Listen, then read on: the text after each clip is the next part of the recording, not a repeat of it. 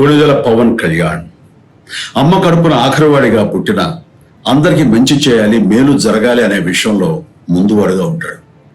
తన గురించి కంటే జనం గురించి ఎక్కువగా ఆలోచించే మనస్తత్వం నా తమ్ముడు కళ్యాణ్ బాబుది. ఎవరైనా అధికారంలోకి వచ్చాక ప్రజలకు ఏదైనా చేయాలనుకుంటారు. కానీ కళ్యాణ్ తన సొంత సంపాదనని కౌలు రైతులు కన్నీళ్లు తుడిచేందుకు ఖర్చు పెట్టడం, సరిహద్దు దగ్గర ప్రాణాలొడ్డి పోరాడే జవాన్ కోసం పెద్ద మొత్తం అందివ్వడం, అలాగే మత్స్యకారులు ఇంకా ఎందుకో తాను చేసిన సహాయం చూస్తుంటే ఇలాంటి నాయకుడు కదా జనాలకు కావాల్సింది అనిపిస్తుంది. ఒక రకంగా చెప్పాలంటే సినిమాలోకి తను బలవంతంగా వచ్చాడు, రాజకీయాల్లో మాత్రం ఇష్టంతోనే వచ్చాడు. ఏ తల్లికైనా తన కొడుకు కష్టపడుతుంటే గుండె తరుక్కుపోతుంది.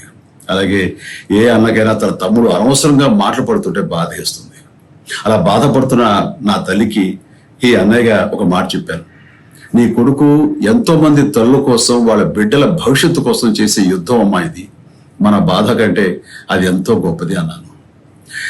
అన్యాయాన్ని ఎదిరించకుండా మౌనంగా ఉండే మంచివాళ్ళ వల్లనే ప్రజాస్వామ్యం మరింత నష్టం అని నమ్మి జనం కోసం జన సైనికుడు అయ్యాడు. తాను బలంగా నమ్మిన సిద్ధాంతం కోసం తన జీవితం రాజకీయాల్లోకి అంకితం చేసిన శక్తిశాలి పవన్ కళ్యాణ్. ప్రజల కోసం, రాష్ట్ర భవిష్యత్తు కోసం ఆ శక్తిని వినియోగించాలి అంటే చట్టసభలో అతని గొంతు మనం వినాలి. జనమే జయను నమ్మే జనసేనాని ఏమి చేయగలడో చూడాలంటే మీరు పిఠాపురం ప్రజలు కళ్యాణ్ని గెలిపించాలి.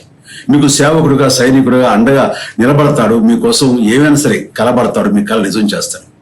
పిఠాపురం వాస్తవ్యులకు మీ చిరంజీవి విన్నపం, గాజు గ్లాసు గుర్తుకి మీ ఓటు వేసి పవన్ కళ్యాణ్ని గెలిపించండి. జై హింద్.